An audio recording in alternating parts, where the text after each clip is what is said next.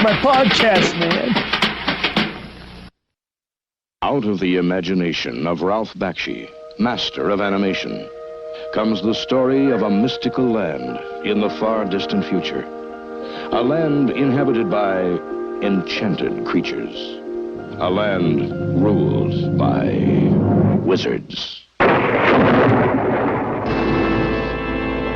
Attention! Leaders of tomorrow's master race!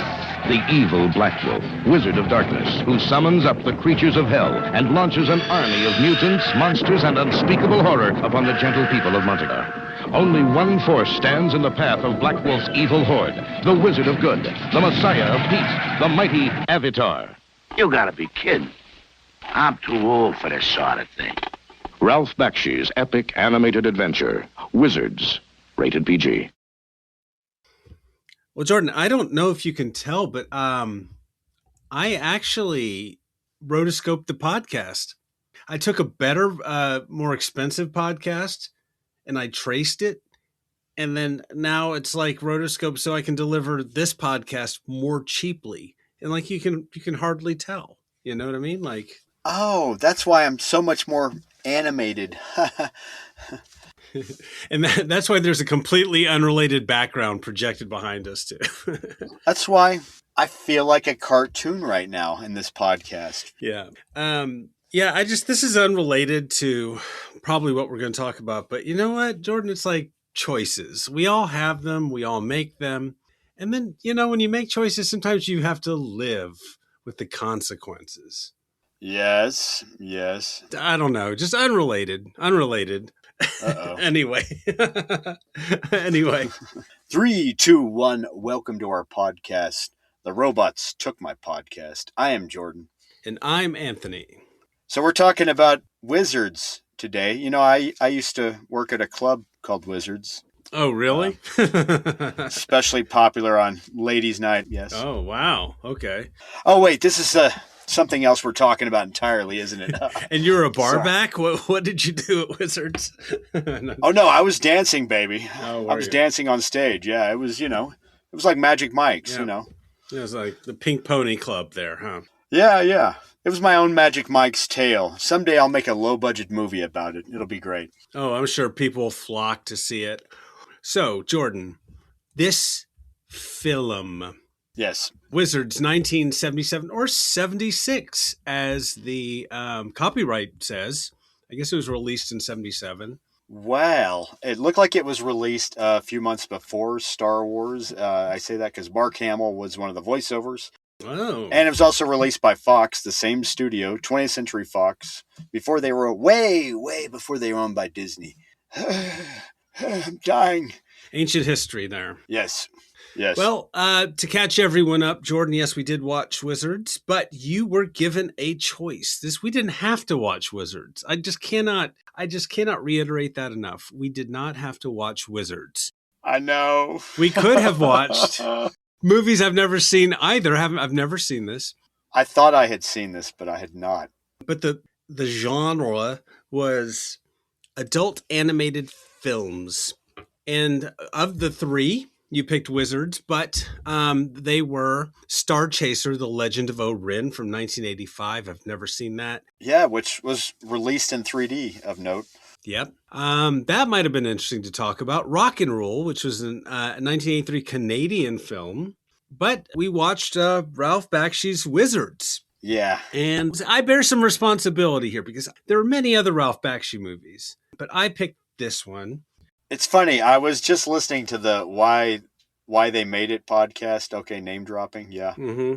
And they were talking about Cool World, yet another Ralph Bakshi film that is very bizarre as well, which I saw in the theater. And I kept thinking back to Cool World and then just the nonsense of that movie. Well, Jordan, okay, so let's take a step back. What are like underground comics? Do you know much about underground comics? Am I being put on a witness stand here? Do I need to swear on some Bible, sir? Objection, Your Honor, a hostile witness. Just answer the question, Jordan. Whoa, hey. I'm not being... I'm trying to answer the question as best I can here, Your Honor. Okay.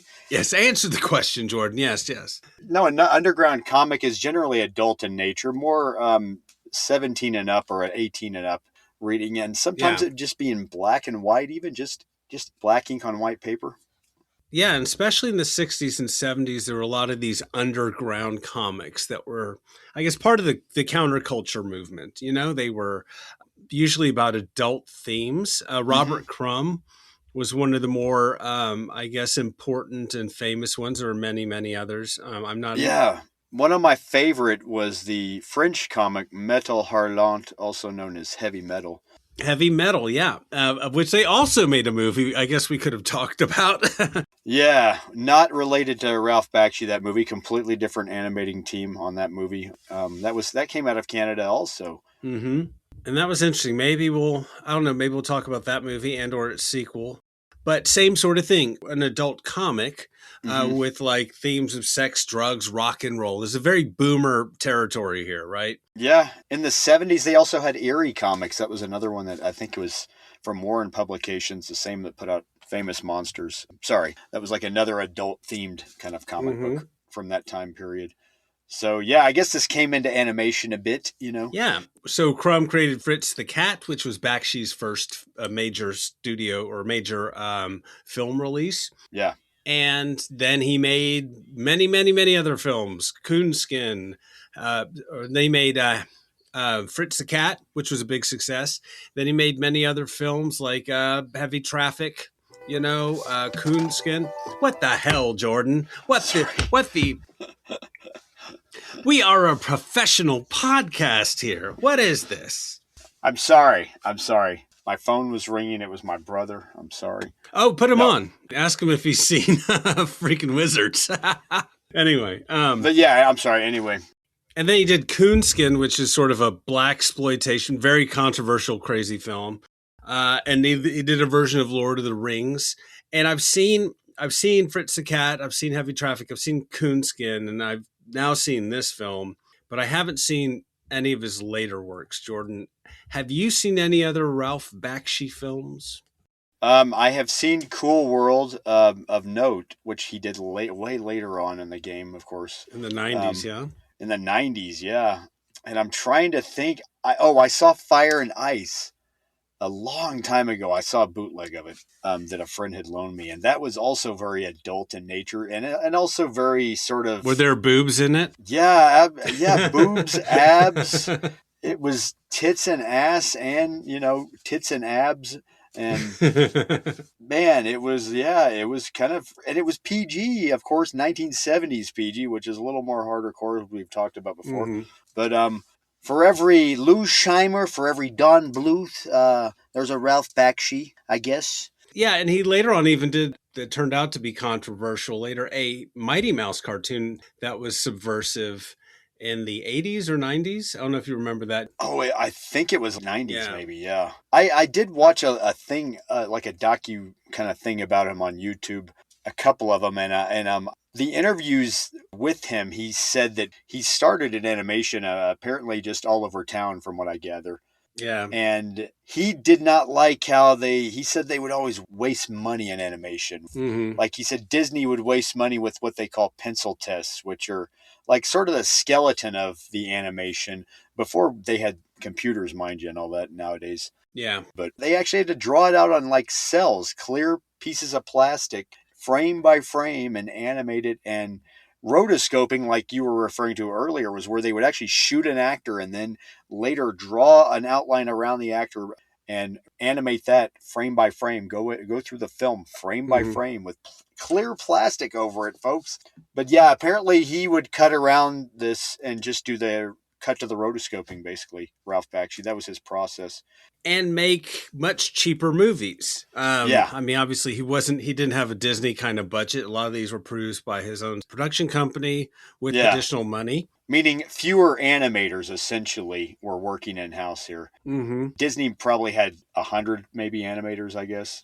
I may be underestimating, honestly. But he was kind of the anti-Disney, not just in his techniques, but also in his themes and subject matter. He was not making movies for children. No. He was making movies for adults. People in the 70s to get high to and go to the movies, I don't know. To trip on acid to, yeah, to get stoned to. I can only imagine. Anyway, and who does the music for this movie, Jordan? Oh, was it Aaron Nelling? Was that the guy's name? Yeah, Andrew Belling, who lends kind of a jazzy, funky soundtrack to this. Not bad. Definitely like a pop score kind of thing. Yeah, it's kind of weird. I think it kind of fits the movie, but yeah, we'll hear some of that maybe later. But anyway, Jordan, after much ado, how does this film begin? With a sort of introduction upon what happened. This is a post-apocalyptic world, basically, where people are scavenging and yeah, Jordan. Okay, how about this? Why don't you try? Can you in just like 3 sentences explain the plot of this movie? Just very briefly for everyone. That's a good question, Anthony. Well, don't hurt yourself. All right. Okay, so the plot of this movie is basically it's a post-apocalyptic psychedelic-looking acid trip of a world involving elves and magic and naked fairies and an evil villain who basically has a projector that has inspired him, and it's a projector of old Nazi reels, war footage reels from the Nazi era Germany, and he's basing his whole taking over the rest of the world post-apocalypse this way, like Nazi takeover. Okay, so let me pause you there. That sounded like the rantings of an insane person. That did not sound like the plot to a film. How dare you call me insane, Anthony? I didn't call you insane. I said sorry. Your ranting sounded insane. Yes. But yeah, I would say that's fairly... I was just describing this movie, Anthony. I'm just saying, I set you up, and I'm sorry, Jordan. So I picked it. I'm the one that picked it. No, I gave it to you to pick. It's like I handed you a loaded gun and asked you to shoot me with it. Or shoot myself as well. So it actually begins with this footage, an actual footage of an ancient book kind of on this desert landscape. Do you remember that? That's the opening shot. Oh, yeah. And it's kind of trippy looking. Yeah, then we get this narration 2 million years after, a nuclear war or whatever. Oh, okay, yeah. I have to note that the book thing you're talking about is live action. They shot it live action more. Yeah, you think at first you're like, oh, wait, this is animated real quick. And there's all these good and bad radioactive lands. And like you said, this is post-apocalyptic, but there's fairies, elves, dwarves. The true ancestors of man came back, the movie tells us. Yeah. There's Dahlia, the queen of the fairies, who's a human being who gives birth to 2 wizard babies. One's good, named Avatar. Okay, lawsuit. And one evil named Black Wolf. Like Avatar is like this chubby gnomey thing. Oh, I thought it was it Avatar and Peace? They called him Peace, obviously, or am I wrong?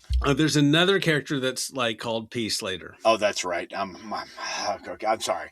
I know. It's very confusing. His Black Wolf, Avatar and Black Wolf. I don't know. Blame the mother for naming them this. And Black Wolf is this evil wizard. Like there's a good wizard and a bad wizard. The mother dies, and the 2 brothers try to fight basically over the control of the world, and Avatar wins. But then Black Wolf vows his revenge, and he leaves and goes off to this desolate radioactive land called Scorch. And I'm just loading up my pipe here when about to smoke all this that you're telling me about. Yeah. Okay. So anyway. I gotta put all this in my pipe and smoke it, Anthony. Man, I tell you, I wish I was high watching this movie, and I was not, and I regret that. I wasn't stoned enough, honestly. Oh man, when the introduction montage to your movie is like 10 minutes long, I mean, come on. I definitely feel like I'm watching a sequel. Yeah. Like, I feel like all this shit happened in the Wizards prequel. Yeah. Whiz Kids or something. And is Wizards based on any property of note, like a Tolkien thing? No. No. No, it's not. This is an original work. So. Man, we'll get into that because, yeah. But the narrator, who is Susan Tyrrell, also doesn't seem very thrilled about this story as she's recounting it. She's just But I love her voice. Oh, my God. I remember her voice from another animated movie of note from the same time period of the 70s. Fantastic Planet, the American release trailer. She is on, I believe, uncredited on the narration because it's that same, the opening narration. If like this podcast had Susan Tyrrell, can you imagine? Like, Anthony and Jordan dreamed of a podcast during a pandemic. Yeah. There was time to think about it. And then Anthony acted. And there was a podcast called The Robots Took My Podcast. Though the robots had not taken the podcast yet, Anthony and Jordan waited in time. Oh, sorry. Yeah. And then the robots took the podcast. And then I do love her voice, though. Then the true inheritors of the podcast, the robots came. And there was darkness.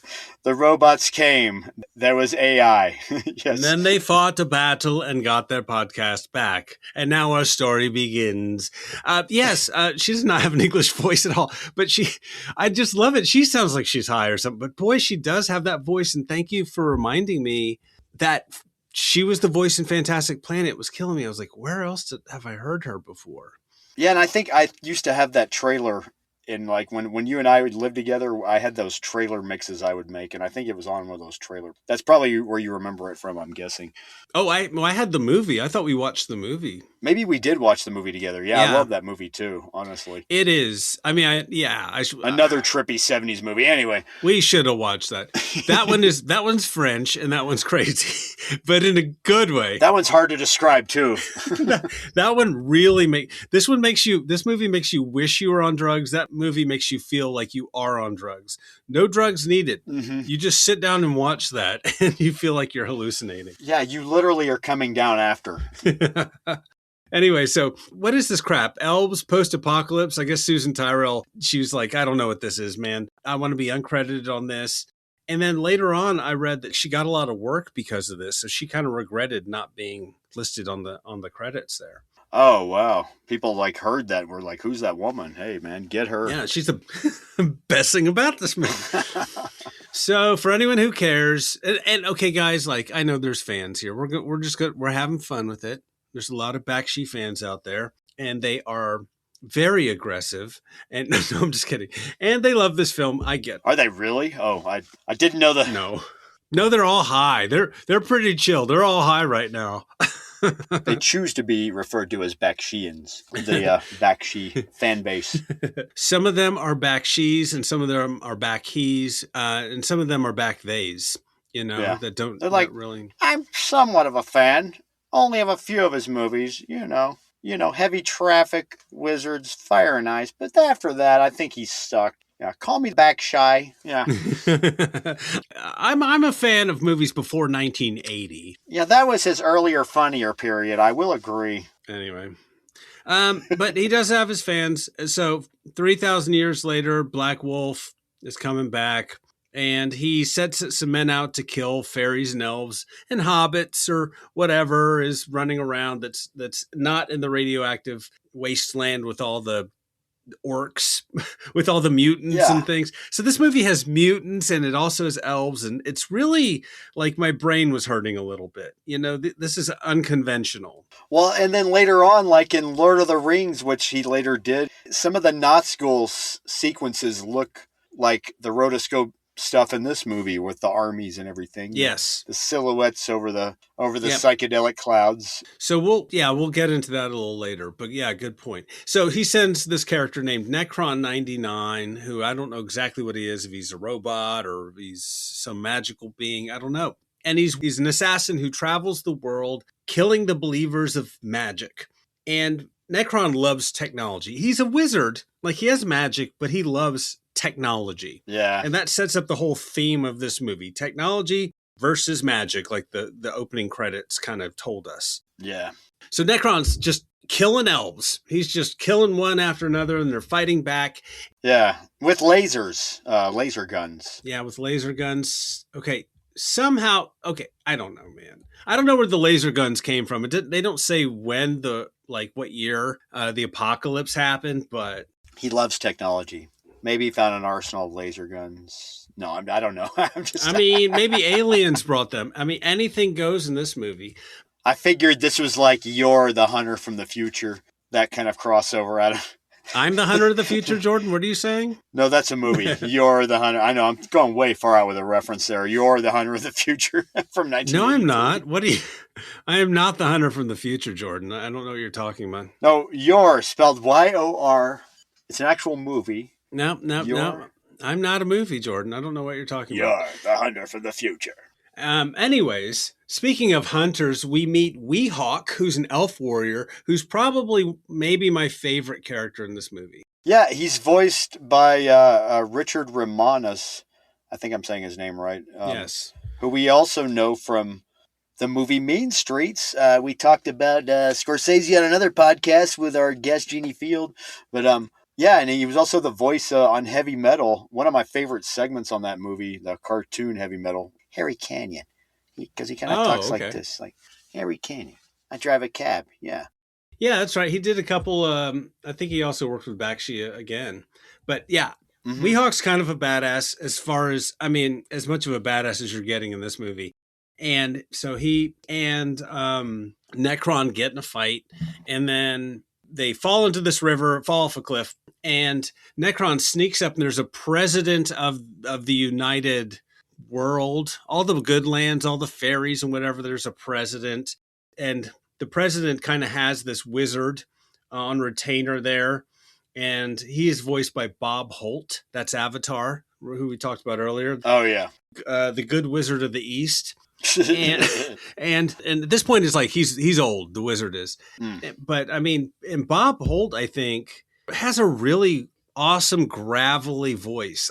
I really do like the voice acting in this movie, but I think Bob Holt does the best job. I don't know. Yeah, I agree. I like him and Richard Romanus' voices, voice acting. Yeah. For that matter, just to give this movie some credit, Yeah. where it's due. Yeah, I mean, there's good things. He plays Avatar as this old curmudgeonly kind of seen it all, done it all, been around 3,000 years, kind of wizard over it all, but still kind of just waiting around for when his brother causes some trouble again. And he also has, the president has a daughter, Eleanor. And describe Eleanor, Jordan. Oh my God. Oh, well, she's a fairy. Yeah. Who's very scantily dressed and very curvy and voluptuous, and I felt like I was 13 years old again all of a sudden. I know. Sorry, I shouldn't say that. I mean, this is a Bakshi movie, so yeah, there's. I was like, woo. This movie's somehow PG, not even PG-13, PG, and she's wearing a see-through outfit pretty much the whole movie. Which I need to throw this in here again. I probably threw this in here when I picked the movie on the last podcast, but throw it in a way. I do remember this movie was yet another movie that didn't get released on video until like years later, and which was like 1986 or 87, I believe. And I do remember at the Brookshire Brothers grocery store video store I used to go to with my parents back in Texas. I do remember that movie being on the shelf in the new releases. Yes. Wizards. And I remember weeks later it had like a sticker on there that wrote, Wizards is not for kids. Like, I can already just see what happened in this scenario. I can see that some Southern mother took this home and, showed it to her kid and saw all this stuff happening, naked fairies with curves and everything, and all this violence and, cursing at the end of the movie, son of a bitch, slut, and all that, And I can only imagine, like, what the Karen who returned this video must have been like back then. Excuse me, I rented this movie, Wizards. You need to make a disclaimer. This movie might be PG, but it is not for kids, okay? I don't work hard so I can bring this home to my kids and have to watch what they watch, okay? Okay? Have to monitor what they watch. Jeez, that should not be my job as a parent, okay? I should be able to leave them in front of a cartoon without having to worry about what they're watching, okay? And this lady has herself hanging out just all over the place. This might as well be a porno almost. I don't know. This is I buy my groceries here, and I don't expect to find porno in the grocery store. This is terrible. The funny thing is, we had R-rated movies at that same section of the grocery store. I don't see, but I could understand the misunderstanding, though, because it does say PG on the video. Yeah. There's no TNA on the video packaging either. Yes. From Playhouse Video, I think it was. Anyway. 1980s moms, our hearts go out to you. We are sorry. But the cover, I remember this cover art because I was a kid. The grocery store in question was an Albertsons. For case. You, okay, yeah.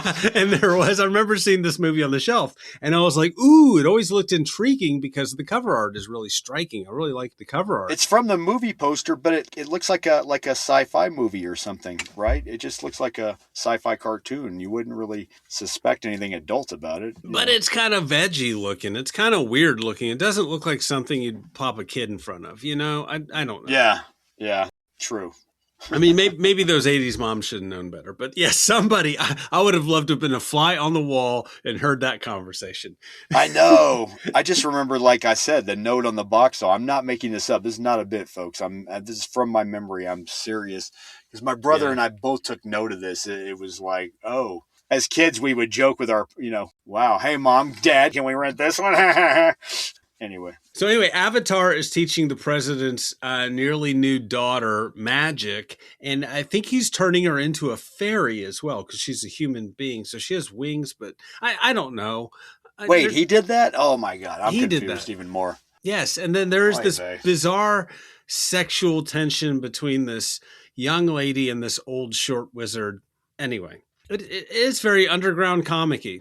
And yeah, he talks kind of like Edward G. Robinson. He's like, shall we make out? Yeah. Then we get, Jordan, I know you were just waiting for more narration, as Black Wolf has studied black magic and amassed an army of soldiers from hell. Okay, wait a minute. Yes. So we've got fairies, we have dwarves, whatever. And then we have a Judeo-Christian universe in which there's a hell as well. I don't know. Yeah, I guess so. Okay. All right. And that's when I was just like, I'm not high enough for this movie. When I heard that, I was just like, I'll believe anything at this point. Sure. There's hell. There's demons. There's frog people. Whatever. I was just smoking a joint. But watching this, I thought I should be on acid. Yep. I feel like I should be Grateful Dead level concert stoned. Yeah. Acid level stoned to watch this movie. Like, maybe, Yeah. Well, Jordan, I think this is, like we were talking about with Justin, this is a gateway movie. It leads to harder stuff. It makes you want to do harder drugs. Like you're high on the marijuanas and you're like, I need to do some cocaine right now. And then cocaine's not enough. And then you're like, where's the heroin? Or it makes you want to watch harder stuff. You go to this movie and then you go back to Fantasia and you're like, no, Fantasia's not enough of a visual trip for me, man. No. You know what? Bakshi was right. Disney didn't know what he was talking about, okay? Disney didn't know anything. He didn't know shit. So, you know what? I need Pink Floyd the fucking wall level here. I can see little kid Jordan at the grocery store, video store kiosk like, hey, man, I need something harder than this. Yeah, Texas Chainsaw Massacre wasn't enough. Do you have Necromantic by Jörg Buttgereit? What? Who you talking about, little man? We don't have that here, little boy. And ain't you? You're too young to be reading that stuff, aren't you? That's when he reaches for his roll of stickers. Yeah. No. I rode here on my bike. I have money, okay? I can pay for this rental, okay? Just so you know. Don't give me lip, old man. Don't you have a tip jar here?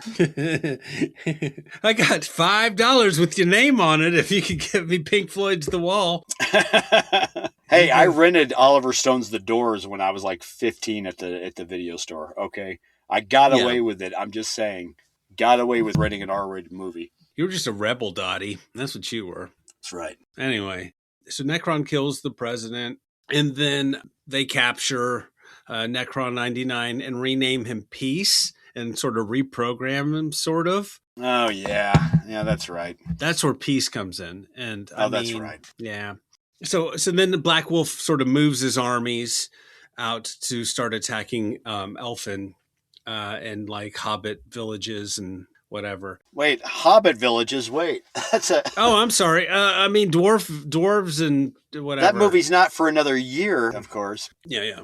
So, what I really, and this is a movie of a different era. So often we're watching an older movie, and the jokes in this don't land for me. The comic relief with these green soldiers and these gas masks, which we cut back to every once in a while in Black Wolf's Army, I agree. just doesn't resonate with me now. I agree.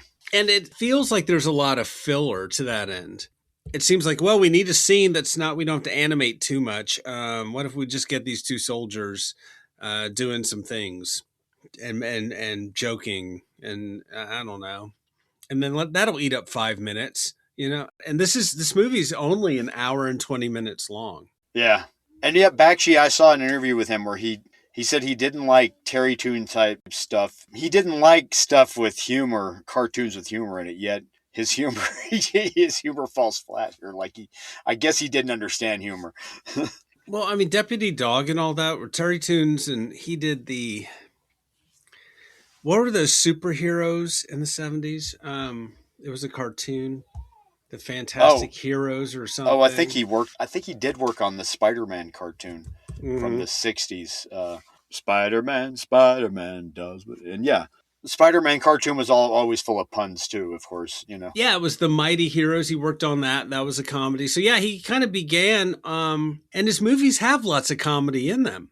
But he said he didn't like that. He didn't like that, and he didn't like Tom and Jerry kind of stuff, Yeah, I guess he didn't like slapstick stuff, but you're right. I mean, he has some really silly jokes. I mean, a lot of his characters are kind of grotesque and silly. So I don't even know what that means. He hasn't watched his own films. Yeah.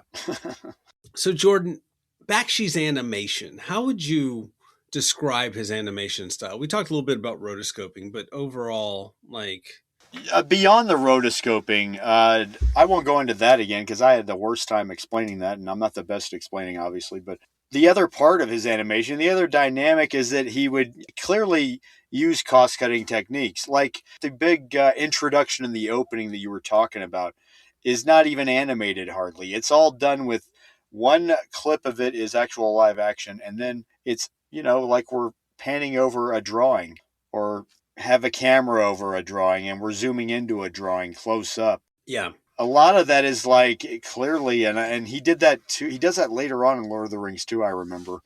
It's the same in a movie, like a non-animated movie, when someone zooms into a photograph, just to hey, let's eat up a few seconds of film time here. No one will notice. We notice. Yeah, we notice. He's not the only one to do that. That's an old cost-cutting animation technique that you would see a lot in 70s animation. Just in the Saturday morning cartoon alone, you'd see that a lot of times. Just in even franchise stuff like Marvel stuff and Planet of the Apes type stuff, you'd see the same kind of style where they'd just be, just zooming over a drawing kind of thing almost. Yeah.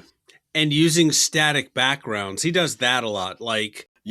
Some of the backgrounds are like etchings. There was an English artist, I think, who did some of the scorch backgrounds, and they look stylistically completely different from the rest of the film, which another artist did, and which is like watercolor backgrounds. And then this weird thing where he would matte in, an actual live action smoky kind of psychedelic crimson color background or blue and red gel background with clouds or actual shooting storm clouds in the background over it. That kind of weird thing where he'd matte that into the animation itself.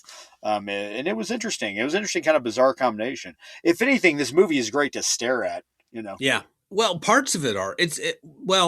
Yeah. So you've got, at a certain point, we'll be there in a sec, there's armies going. They're on horses, there's tanks, there's a lot of different things happening.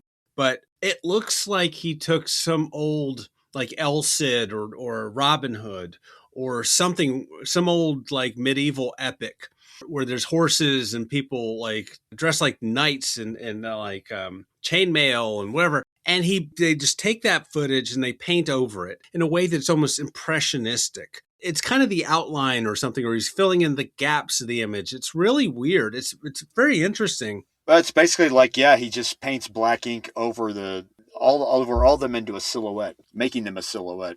Yeah. over this background of smoke or whatever. And it's very interesting, I will say. It looks kind of shot. And then reanimating them over a different kind of background, essentially, is what he's doing there, which is a trippy kind of results you get. It looks super shoddy, but it is kind of endearing in the same breath. It's interesting. Yeah. It's like an art piece, and like, I'm not sure I really like this, but I kind of respect it. But it blends oddly, I guess, with regular animation that we know of. Maybe that's what the problem, and maybe that's what the weird dynamic is here. Because you have normal, like, cartoony animation of wizards and elves and whatever, and then the next scene, and you've got these tonal shifts. This next scene, you're like these very scary and daunting black and darkly silhouetted figures, these armies. And it's a weird contrast, definitely. I mean, it kind of works. I mean, there is a mood shift. It's kind of disconcerting, but it's happening. I mean, the film has an effect on me, Yeah. So anyway, I do think that the actual characters are really almost to a fault, I think, lifted from this underground artist called Vaughn Bodie. I don't know how you say his name.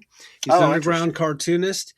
And his stuff is psychedelic and weird. So check that out. And then you look at this movie, you're like, oh man, yeah, he literally lifted the style from this dude. I hope he gave him some credit or whatever. I don't remember seeing that in the credits, but definitely influenced him there. So now we'll say this last thing, like his figures are all like sort of purposefully grotesque and exaggerated. There's no attempt at real realism. Mm-hmm. Which is why the rotoscoping is sort of glaring as well, because that is tracing real life film, and everything else looks real cartoony and silly, and I don't know. It's very bizarre. And of course, he was not the first to do rotoscoping. I mean, we leave out Max Fleischer and Disney himself. Disney did it, because Disney did a lot on Snow White, and sometimes you would get, I guess, less jerky movement when you were tracing over actors. Yeah, Cinderella too. I remember seeing. Mm-hmm. But Bakshi had this unique style, though, where he would do this, like what we're talking about, these extra weird kind of interesting things. Yeah. Anyway, so back to the film, Jordan. So Black Wolf's army. Where were we? Black Wolf's armies are marching on the elven villages. This funky disco music is playing, and he's just destroying them. And then Black Wolf also, he's gathering all his orcs, soldiers, whatever, and sends them out looking for technology of the old world. So they dig up stuff and they find a projector. Yeah, this is weird. And so Black Wolf, they're in the midst of battle against the elves, and the elves are ready for him. The elves have like bow and arrow. Yeah. And then his armies have guns or lasers or whatever, and other weapons. So Black Wolf turns on the projector, and then what do we see, Jordan? What happens? Oh, this is where we see old Nazi propaganda images, basically. Yeah. Left from a bygone era, and that's after he sparks some electrical life into the projector, by the way. Yeah. But yeah, and it's live action footage. It's actual taken from live action footage, so it makes it that much more shocking, like in an anime. Maybe this is another reason why Wizards isn't for kids. Oh, all the Triumph of the Will clips, the Nazi freaking imagery. Yeah, maybe that's it. All this Riefenstahl imagery. I mean, it's brutal. I mean, it's kind of like you're watching a cartoon and then you're inundated. And I know that's part of this movie is about power of propaganda, right? Yeah, and I guess there's a message of peace here in the movie somewhat. Is there?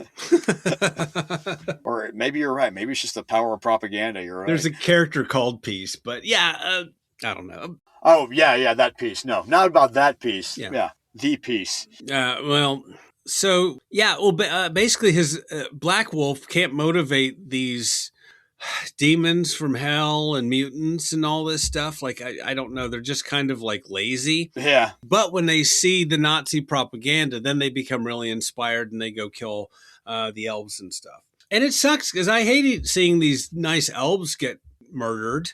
Yeah, just throwing these Nazi images is a bit heavy in this cartoon, maybe. Yeah. Or is it just me? It's all a bit heavy-handed, yeah. Even for an adult, it's like, dude. Yeah. Whoa, man. Whoa, where's this coming from, man? Whoa. Yeah. So then Avatar figures out all this is happening somehow, and he gets Weehawk and Eleanor, and the captured piece now, formerly Mecron. The robot formerly known as Necron. He's got a symbol for a name now, like Prince. Yeah. And so they go off to Mordor. Scorch, to stop Black Wolf. Oh, wrong movie again. Oh. I know. Then they encounter... because come on. I know you're better at describing this than I am right now, honestly. You're doing a way better job than I could even imagine, honestly. This is Return of the King, man. This whole movie is so heavily influenced by Tolkien. Yeah. Tolkien, that it's ridiculous. Almost so much so that you know the beats, really. Yeah. You know what I mean? So they're on a quest. It's Lord of the Rings, post-apocalyptic Lord of the Rings, basically, is what this movie is. Yeah, but still with freaking fairies. Like, I am so confused at this point. So anyway, they encounter some fairies, and they meet Sean, the king of the mountain fairies, who is, Jordan, you mentioned him earlier. Oh, yeah, Mark Hamill is the voice. And it's kind of, I had to really look to pick his voice out here. Yeah. Because he's got this high-pitched kind of voice, like, welcome to the village. like he's like, think Luke, but higher pitched even. Because he's playing a naked little fairy. Yeah. And I remember, like, as a kid seeing him on the box, and I thought, like, oh, wow, Mark Hamill's in this. I bet he's got some big part, but no, he's just like some bit part, just like 5 lines of dialogue. Yeah, just a little Keebler-looking elf and fairy thingy. Yeah. With this high-pitched voice. Yeah, like, no, it's not like you're seeing, you're not going to see Luke in this movie. No, yeah. Forget it, kids, no. What was it? Obi-Wan, you knew my father, right? I don't know. Help me, Obi-Wan, you're my only hope. Years ago, you knew my father in the movie Wizards. I want to go to Tashi Station and get some power converters. You can spend time with your friends later on, Luke. Sean, King of the Mountain Fairies. King of the Mountain Fairies. Who put you in charge here? So anyway, they take Eleanor. There's so much, I don't know. Does it even matter? They take Eleanor below the mountain, under the mountain. Yeah. Oh, this is where they kidnap her or something, or that. Or she's held between 2 stones, like literally. There's some creature she sends back to life, and then Avatar's trying to convince the elves to let him go, and anyway they get away, and I don't know. Then they get away. Then a tank attacks them, and Eleanor kills Peace. Okay. Oh, that's right. An actual World War II tank out of nowhere. A bunch of them. Yeah, an actual freaking tank. Okay, like, it must be magic, like how you dig up a tank after 3 million years, and why it's not completely rusty. Yeah, we didn't even see him building them or anything. Nothing. They just come out and like... Yeah. Yeah, where did they come from? Did they uncover that old Nazi treasure place? Was it in Switzerland? Did they find him there? I don't know, but this isn't even the movie talking. This is me asking questions. With all the perfectly preserved Nazi banners and the projector, all this equipment and machinery, which wouldn't work if you left it out in a barn for 10 years, okay, much less presumably underground for 3 million years. They must have found like some museum in a bunker. I want to give the movie some credit, but really there's magic and fairies and trolls and elves. So why even pick apart the logic, you know? Did they find the guy, the racist cop involved in the OJ case? Did they find his home, like in the rubble or something? Is that where they found all this stuff?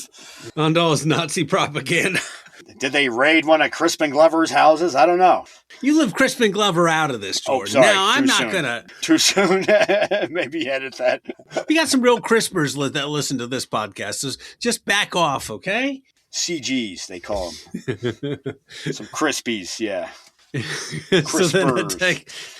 So then Eleanor kills Peace, the robot they've tried to rehabilitate, even though he's turned on them, presumably. I was waiting for that to be tied up, like him to say, like, oh, I didn't mean to do this, or not that he talks, but that was sloppy. I guess Black Wolf can kind of control them through pain somehow. I don't know. Does it matter? No. Yeah. But there are some plot holes. But anyway, so yes, she jumps in the tank. Eleanor jumps in the freaking tank. And then the tank drives away. So it's a betrayal, Jordan. An absolute betrayal. Did you see that coming? Oh, that's right. Because he's going to call her the slut word later on because of this betrayal. Yes. Did you see that coming? Was that a shock for you? No, what? No, I did not see this coming. Wow. What a shocker. I guess. Oh, so are you still engaged at this point? We're in the third act here. I'm just staring at the visuals here at this point. These visuals are amazing, Anthony. What's happening, though? What's going on? What did you say was going on? What's happening? Exactly. I don't know, man. Jordan's taking the brown acid. He's taking the white acid. I know. I feel like I cubed it a bunch of times on this movie, as they say, or tabbed it. He's taking kratom. He's taking Delta 9, Delta Blotter. 8, Delta 17. He's the window pane blotter acid. So we're nearing the end of the film, Jordan. I know you're on the edge of your seat. What? The elves take Avatar and Weehawk to Black Wolf's castle to Mordor on ships. And they all take acid, and then... Everyone takes an acid. I mean... No. It seems like it. But Avatar and Weehawk, I mean, despite this really being super Lord of the Rings here, to an absolute fault, I'm a little invested. Yeah. But I cannot tell you how long this hour and 20-minute movie felt. I know, and that's the thing. It's only it's right around under 90 minutes. It's like, what the hell, man? And Jordan, you and I watched some for real crap. Like, this is not the world's worst movie. No, definitely not. It's not boring. It's not bad. It's just like, huh? What's going on? Yeah. It's like the fallacy of sunk cost. I've spent so much time with this movie at this point. I'm like, I got to spend more time. You know? Yeah. It's like a slot machine. It's like I got to win eventually if I just keep putting more money in there, right, Jordan? Jeez. I did try watching it again right before the podcast to refresh myself. And you mad fool! I watched it last night all the way through. I sat through it, and then today, and I literally today was going, I know what's going on. Sure, I know what's going on. Yeah, I know exactly where this movie's going. Sure. And then I was in a straitjacket at that point. Yeah. My wife was calling code blue on me. It's exactly cinematic self-mutilation. It's like your wife comes in and is like, Jordan, you're still watching this movie? Why? Stop. Yeah. So Avatar and Weehawk walked into the castle, and for some reason, Avatar is discombobulated. He's normally snarky and kind of sassy. Wait, I thought we were at the end of the movie already, no? This is the end of the movie. Oh, sorry. Okay. You've seen it twice, Jordan. Don't you remember the big final assault on the castle? Oh, yeah. Yeah, this part. Yeah. They walk up to the castle, and Avatar's all confused, and he's out of sorts, and he approaches the guard. I really did watch this movie. I don't mean to sound like a member of the Academy. Like, I'm just pretending I watched the movie just to vote for it. No, not at all. He got some pressure from his friends there. Like, hey, have you seen that screener yet for Wizards? Yeah, I watched the first 10 minutes of it, Looks okay. Looks promising. Maybe best animation movie of the year. Maybe. We'll see. Mark Hamill's like, did you see my movie yet, Jordan? I mean, I know you're on the voting committee, but yeah, I mean, just check it out. It's really it says something. It really has something to say. You know what I mean? Yeah. If I'm on the voting committee in 1977, is that what you're saying? Mm-hmm. That was back when they got Super 8 screener prints. Yeah. No, I just made that up. I guess I don't know, how would they would have to go to a movie theater and watch it, I guess, or did they get screeners? Did they sit them all down and play the movie? Maybe they did. They had video back in 76, so maybe they did get screeners. Maybe they were thick 1/4-inch videotape, maybe. I don't know. Yeah. Maybe. I don't know. I don't know. You're probably right. They probably had to answer that in the comments below. Anyway. Sorry, we're sidetracking here. Just like this movie, with funny asides or not so funny asides. Oh, yeah. But about those tanks and wizards, yes. Yes. Okay. Back to the tanks and wizards. They should have called it Tanks and Wizards. That might have made more sense. I might have been prepared for it psychologically. What a title. Tanks and Wizards. Tanks, ampersand, wizards. I don't know. That sounds like a craft brewery in Brooklyn. Have you been to Tanks and Wizards? Yeah. Have you had their pretzel bites? Yeah. Their sours are pretty good. They have the best blonde ale I have had in my life. Oh, my God. Tanks and Wizards. Tanks and Wizards, bro. Oh, those copper tanks. And those wizards. And those wizards that those make cocktail wizards. Those the beer wizards. Beer cocktail wizards. Oh my God. The IPA with orange juice there at Tanks and Wizards. Not a plug. Please give us money, Tanks and Wizards. Anyway. Yeah. Not a plug for not a real place. So anyway, they're storming the castle.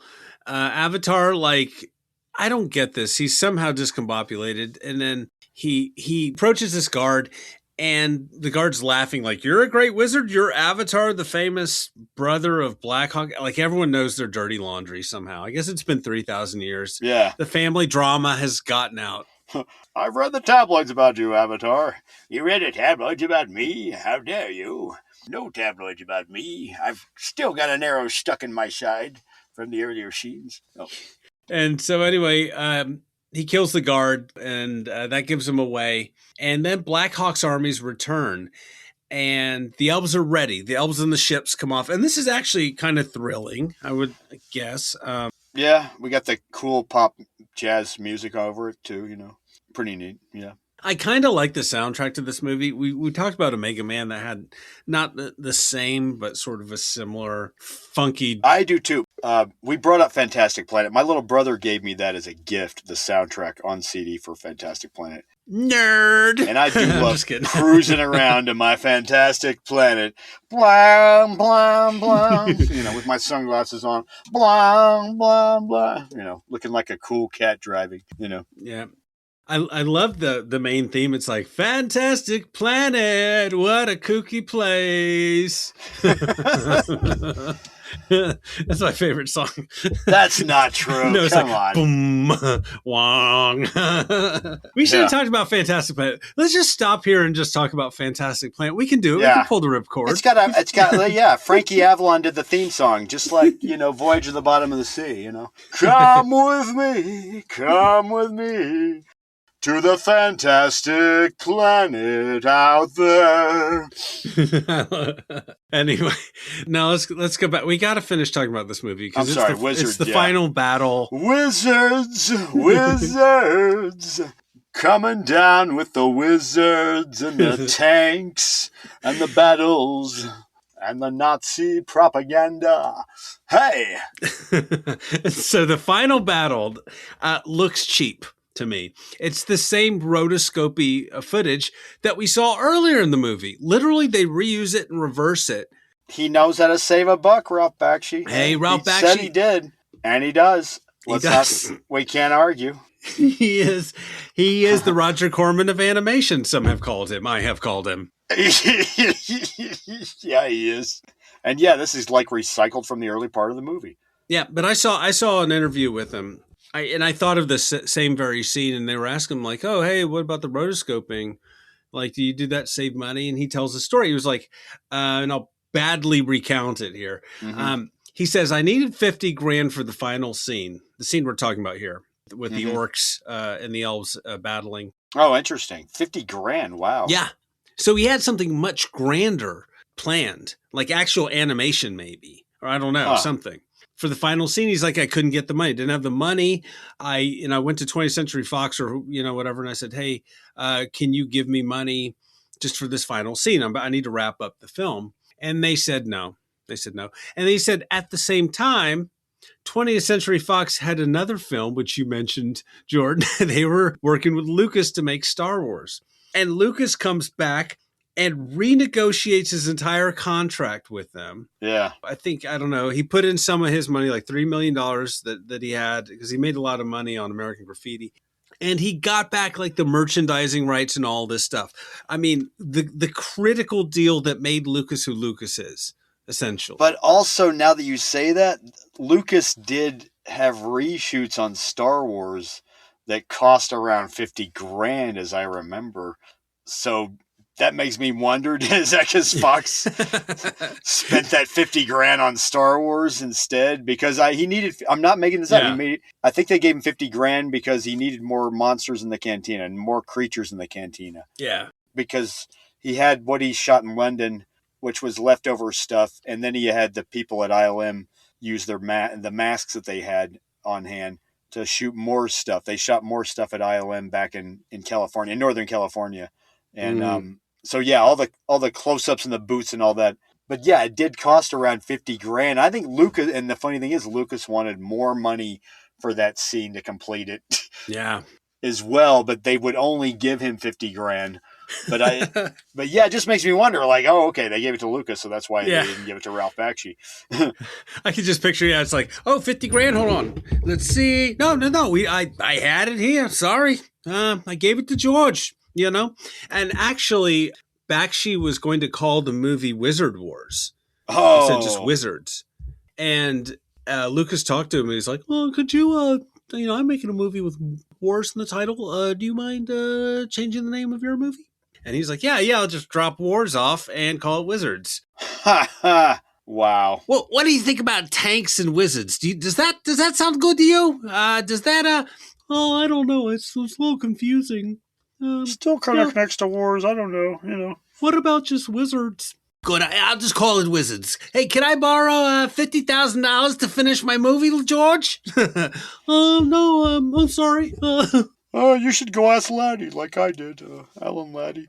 So Alan Ladd was this Alan Ladd? I wonder. Once again, was he just like, no, you're not getting 50 grand to finish Wizards? No, I think it could be because he was there at Fox. Yeah, at the time, Alan Ladd. He was the one. It might have been. I don't recall the name he mentioned. Maybe it was Alan Ladd. Although it was a whole board of directors there that approved stuff. So big room of people smoking cigars with banker lamps in front of them. They probably were rolling their eyes at every movie on the agenda. Honestly, Wizards included, just like. What else do we have to approve? 50 grand for what is this called? Wizards? Does anybody know what this is? What? I just came to work here 3 months ago. I don't know what kind of crap are we making here, people? Jeez. Let's get this movie off the books. No.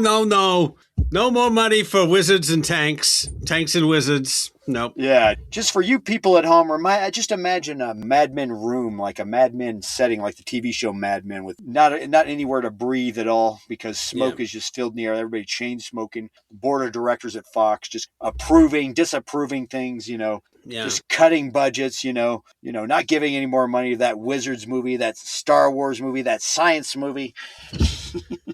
Yeah, he said it may have been Alan. He said he didn't like science fiction, which was the odd part. He's like, you don't like science fiction, you're not going to give me 50 grand, but you're going to give Lucas 50, whatever. Anyways, Ladd said he didn't. Well, yeah, that makes sense too. And he said, and Bakshi said, just shows these guys and their decision making abilities here. They're the genius of these dudes. They basically opened the door for Lucas to make all this money that the studio should have had. They wouldn't give him 50 grand. But he did say something that resonated with me. Mm-hmm. So we've been talking a lot of noise about Bakshi.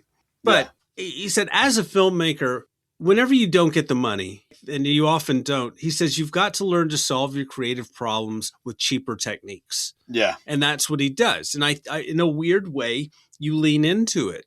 You try to make these backgrounds and this rotoscoping artful and impactful. And I think they are. Because like he was talking about Heavy Traffic. It's a movie that takes place in New York. I thought I found that movie too. I was going to watch it here like after this movie. It's a better movie. You think so? I mean, it's Bakshi, dude. You either like Bakshi or you don't. Yeah. I don't dislike some of his other movies, but they're sort of abrasive. They're very urban and New Yorky and of a different era. Like his growing up in like Brooklyn and like the 30s, 40s, really like you get that milieu of different cultures and that grittiness. Mm-hmm. And he's sort of like sticking a middle finger to all the conventions and that undercurrent of that underground comic feeling and the counterculture feeling that just imbues all of his works. It's just like that vibe. Yeah. And it's like abrasive, but some people like that. It's funny you say that too, with the fact that he's got Richard Romanus and David Proval as voices, the two actors from Martin Scorsese's Mean Streets movie. Yeah. You say New York, the streets and all that, and you're like, oh my God, he's New York actors on here too as the voices. So yeah, he's I wouldn't call him the Scorsese of animation or anything, but he's got definitely that Mean Streets vibe. And this came out the same year, or no, not the same year, around the same time Heavy Traffic comes out. What year was Mean Streets? 72? 73. So I think Heavy Traffic came out the same year. So it's kind of like the animated version of that not really, but kind of, So Bakshi's got that same kind of, I hate to sound like John Peters here, that from the street style of filmmaking like Scorsese did early on and De Palma did kind of, that New York kind of almost like a punk rock kind of like aesthetic going on with, you're breaking the rules of just to try to get the movie done. You're breaking rules. Yeah. That's the way I think of it, I guess, Yeah, he's kind of one of the easy writers, raging bulls, maybe not quite as quote unquote successful as a lot of those other guys. And I mean, it's people love his work, man. And he made a lot of movies. So there was like a Entertainment Weekly reporter, I can't remember what said, Martin Scorsese's movies had a hot wired feeling to them, like in his early days. And this is the same with Bakshi kind of like, and, De Palma in the early days, like a hot wired kind of feeling like this movie's hot wired to get it going. Yeah. Starts with a spark though. And so, he actually, for Heavy Traffic, he took photographs of New York alleys and street scenes and animated in front of them. Right. So that, number one, that saves all the money you have to do on the animation. It's like, I just took $10 to blow up a photograph. That saves money on a background completely, which is another deal in animation people don't think about. And then it adds a different element. It's I kind of like that, and I think he does the same in Coonskin and some other movies, but it works as an artistic choice. Yeah. I mean, I don't know. It's kind of a collage artist. Now, whether Bakshi's the best story writer, whether he's the storyteller per se and all that, I'll leave that to individual taste. But anyways, back to this week. We're almost at the end of the movie, and then we can talk a little bit more about this. Okay. So we're at the final battle, and the elves are getting their ass kicked. They're fighting hard, but they're getting killed. Yeah, it's brutal. Yeah, especially whenever Sauron turns on the projector. Sauron? Sorry, but what's it, Black Wolf or whatever his name is? That movie's a year away still, Anthony. Sorry, wrong Bakshi movie. Wrong Bakshi. So Black Wolf turns on the projector and inspires his army even more to kill even more elves. And I feel really bad seeing all these elves getting killed. It's really sad. I know, right? It's brutal. Like I was saying, it's brutal, man. This is not a children's movie. That's why the sticker's on the box, Jordan. My daughter, you should have seen her when those elves were getting killed. Oh my God. She cried so hard and she had nightmares all night long. She said, Mommy, I can't sleep. All I can think about is those elves getting slaughtered. I'm sorry. Flashback to the woman complaining who inspired the sticker on the video Wherever box you are, lady. that I was talking about. Yes, wherever you are now in the ethosphere, our heart goes out to you. And your child was scarred by this movie and now is in a mental institution. And your child, who is now 45. multiple felonies. It's like sitting in jail. You know what? It all began. I remember. I can pinpoint the moment my life went to hell. I was a little kid, and I said to my mom, "Hey, Mommy, I want to watch this movie, Wizards." And she said, "Looks good to me. Looks like a good, wholesome family movie." And she left me alone with it and all the killing and all the boobs and everything. I mean, I was just never the same after that. The kid looked like, Danny in The Shining, like in the hotel after a while. It's like just sucking the thumb going, oh. And then later on, that kid grew up and said, the heroin keeps the Wizards movie away. And anyway, and then Avatar and Weehawk sneak into the castle and they confront Black Wolf. Weehawk sees Eleanor in the castle and he's about to kill her because Weehawk's kind of a badass for this movie. Yeah. And he said, Black Wolf took over my mind for reasons and it was painful. And that's why I killed Peace. And like anyone cares at this point. And then Avatar confronts Black Wolf. It's the final showdown, Jordan. Brother against brother. The final showdown. It's going to be a battle of magic, right? It's going to be like wizard versus wizard, 300 years of That's right. grievances or 3,000 years of grievances played out. The fate of the world, Jordan. Yeah. The post-Holocaust, we're living together. Wizards and technology. The final showdown. Okay, so Jordan, what happens? Avatar confronts Black Wolf, and what happens? I think Wait, Avatar confronts Blackhawk. Oh, he kills Blackhawk. He calls him a son of a bitch. How's he kill him? He says that, like, he reminds him that he's related. How does he kill him? I forgot. Does he stab him or something like that? Or no, he uses some of his wizardry on him. Or I'm sorry.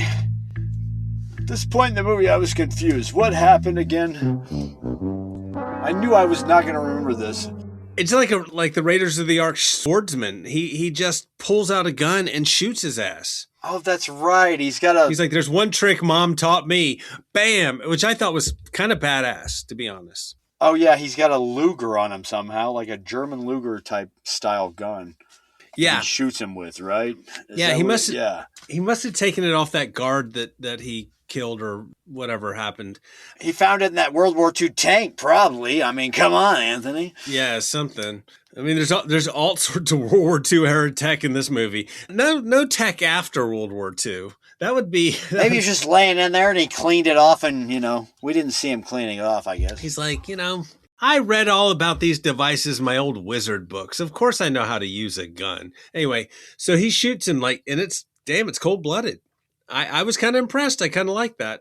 It wasn't worth sitting through this whole hour and 20-minute movie to see, but that was a cool scene.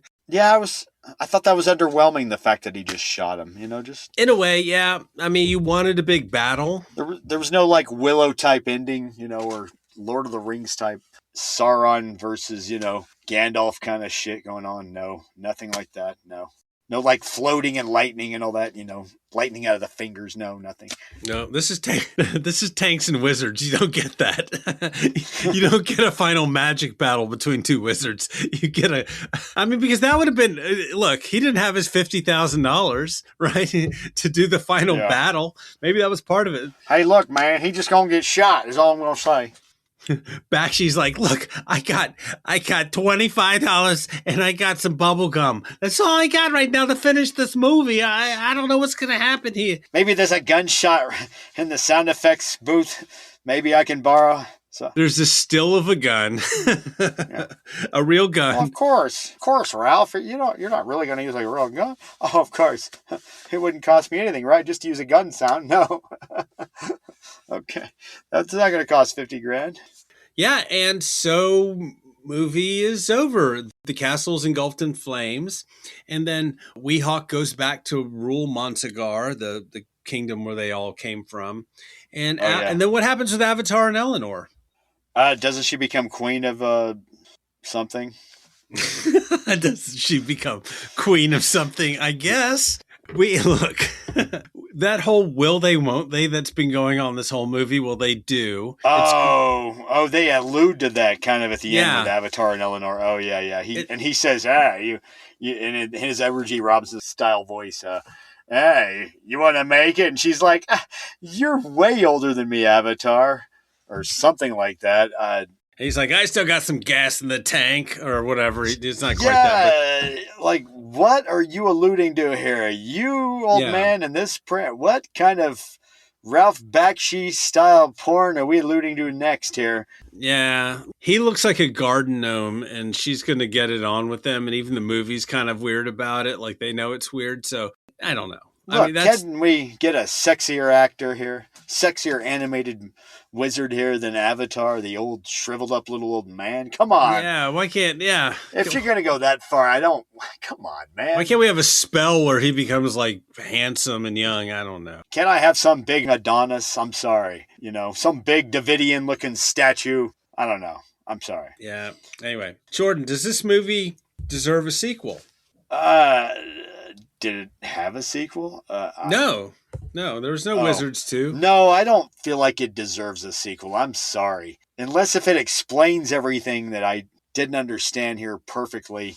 Bakshi worked on a sequel for many years, The Further Adventures of Avatar and Eleanor, but... What? Never materialized. Maybe he's still alive. Maybe it could happen. Avatar, Eleanor. Yeah. So, Jordan, the good. There is good stuff about this movie, right? I mean, the visuals. Yeah. Love the visuals. Like a lot of the visuals, yeah. The voice acting, a lot of the actors I think are great. I don't, always love their dialogue, but They are, all of them. You know, Yeah. Susan Terrell's opening narration obviously got her more work, so I even love that part of it. That's just like you're looking for something nice to say about. Oh, the opening narration was great. And the music is really groovy. Hey. The music's good. Yeah, when you can't think of anything nice to say about a movie, you're trying to think of all the nice things to say. But yeah, the visuals, once again, I could stare at the movie all day as far as visuals go. Jordan's like, I like the end title font. That was a great end title font, though. You gotta agree. And I like everything that isn't Black Wolf and the Ugly Mutants. I don't know. I just. Yeah, right. I mean, it's two movies. It's bipolar. It's weird. It's a weird juxtaposition. Yeah, it's like half technology, sci-fi, like half heavy metal, half Dungeons and Dragons, I guess. Yeah. You know. All right, what could be improved now? All right, everybody. Got a Matthew McConaughey, everyone here. Hold on. All right. all right. Now, look, I know this movie has a lot of fans, right? And we're just having a little fun here. That's all. We're not trying to talk bad about this movie. I'm not trying to put it. It's great that you like it. You know, everyone can like this movie. Some people cannot like it. It's all right. It's all right, everyone. Okay. So, what could be improved? Here's what my notes say. WTF this story. Yeah. Like what is the plot is too derivative of Lord of the Rings. It's paint by the numbers, pun intended. I mean, you see the beats coming a mile away.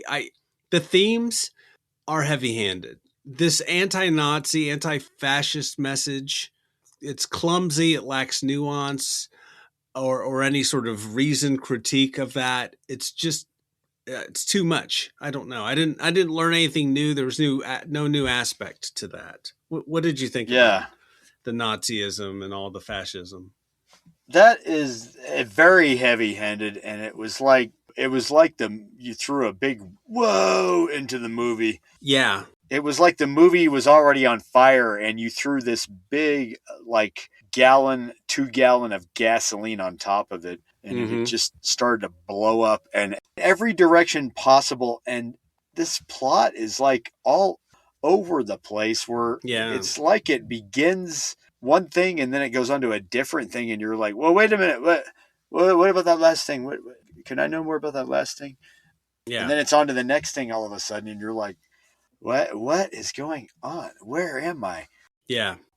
It's just, man, it's all over yeah. That's my biggest problem with the whole movie, honestly, is the script is all over the dang place, man.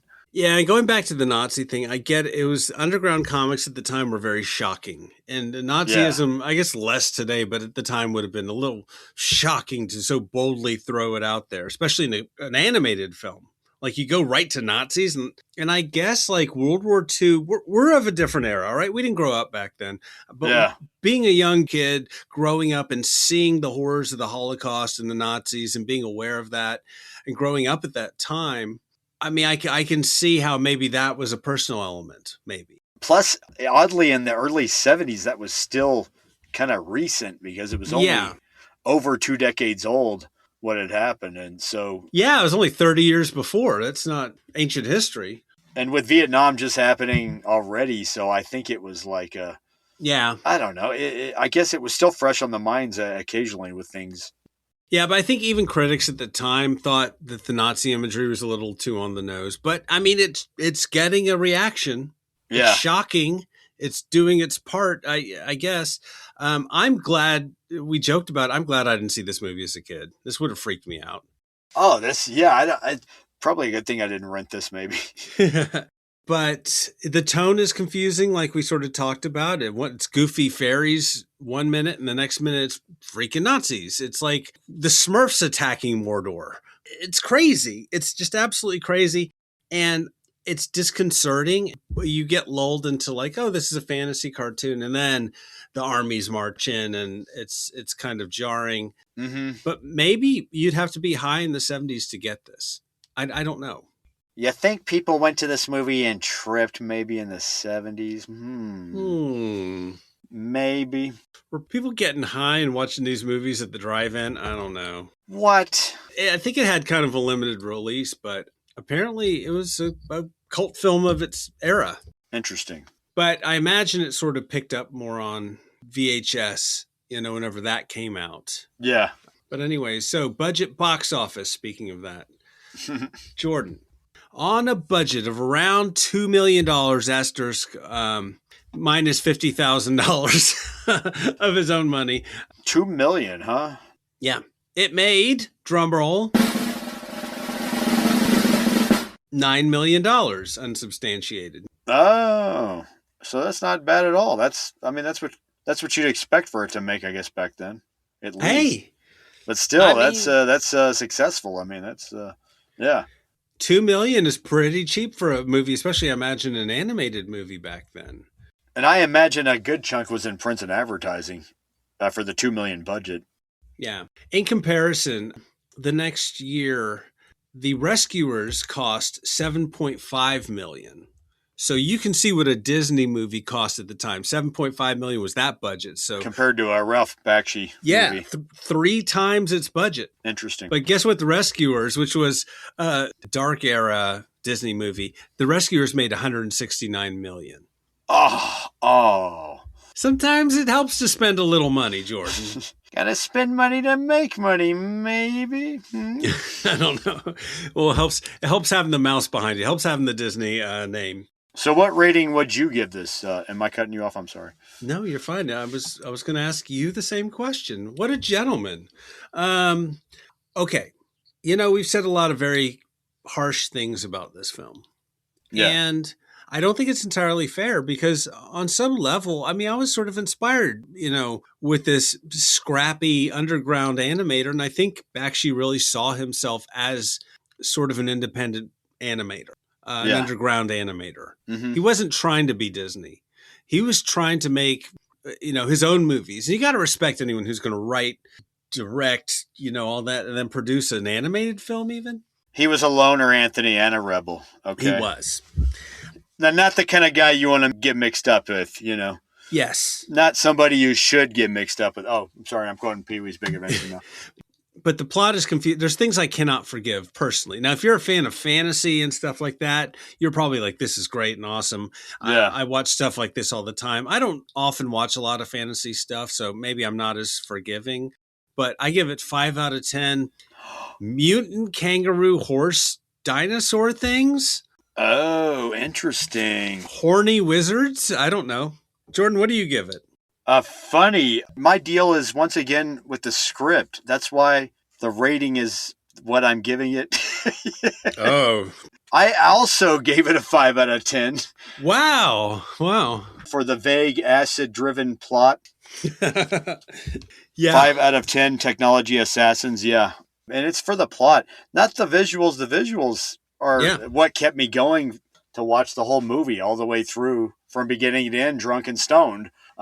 Clearly not stoned enough, though. Wow. Yeah, it's the story. And take that $50,000 and hire a writer. Get Harlan Ellison or somebody in there. Right. And write a proper movie. If it's going to be a science fiction movie, it's not a science fiction fantasy the way Star Wars is. Yeah. It leans too much into fantasy to where it's confusing. And maybe he's trying to break convention. Fine, but pick one. Have it be science fiction or have it be fantasy. I get he's trying to make a point about war and set it on Earth in the post-apocalypse, but it creates too many questions and contradictions in my mind. Yeah, Star Wars at least sticks to the rules of its universe at least. But this universe in this world of wizards does not completely know what it is, I don't think. Yeah. It has no rules. And it's as foreign to itself as it is to us, I feel like, as the audience. Ooh. Well, that's a chin stroker. Aha. But I think the French would love... Yeah. The Cares du Cinema reviewer from Jordan. Yes, it does not know it. It is confused by its setting as the audience is as well, is what I'm saying, Anthony. Okay. I love the themes. I love what he's saying. I just don't like how it says it. It is like talking to itself in a dark room. This makes Fellini even look lucid by comparison. Like what's going on in a Fellini film compared to this. Okay. Well, Jordan, that was Wizards. And I guess, hey, watch it if you're a fan of this sort of thing. If you're a Bakshi fan, you've probably already seen this. Oh, yeah. I think there are better Bakshi movies to dip a toe into, but maybe this is the most Bakshi movie. I don't know. It's Bakshi crazy. Batshit Bakshi. So, Jordan, our next film, we are going to talk to our friend Joe, who's returning to the podcast, friend of the podcast, Joe. And Jordan, what movie are we going to talk about? Oh, for Joe, we're going to talk about the classic Andrew McCarthy, Kim Cattrall, 1987 movie Le Mannequin. It's Mannequin. Yeah, it's going to be great. So, folks, Mannequin. I'm sorry. I was just giving it the French treatment.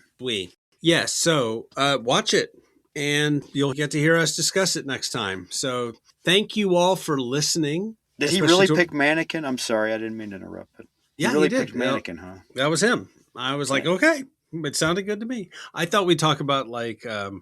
I don't know. I mean, Joe has highfalutin taste, but then he was like, Mannequin. Okay, sure. I can already predict it. He's going to apply Pygmalion to Mannequin. He's going to go all deep in Joe. I bet. Okay, I'm sorry. Oh, you're fine. All right. Thank you all for listening, especially to our new listeners. We appreciate every single one of you. We're just a scrappy little podcast, like Ralph Bakshi here, just trying to, reuse some of the same backgrounds. And we do that, don't we? Oh my God. Reuse the same jokes. If you enjoyed this, please tell your kids, tell your wife, tell that 3,000-year-old wizard who's hitting on you creepily that you like this podcast. So yeah, and if you like this, please check out our other episodes. Feel free to smash those buttons, but only the good ones. Give us a like, a subscribe. We really appreciate it. And thanks again, Jordan. This has been... The robots took my podcast and my technology. And now a word from our sponsor. What if I told you there was a new brewery that has everything you love? What? Everything? Everything. What about German food and great beer? Jawohl, das haben wir. All right then. What about World War II tanks and weapons? We got 'em. Okay. What about wizards? We definitely have wizards.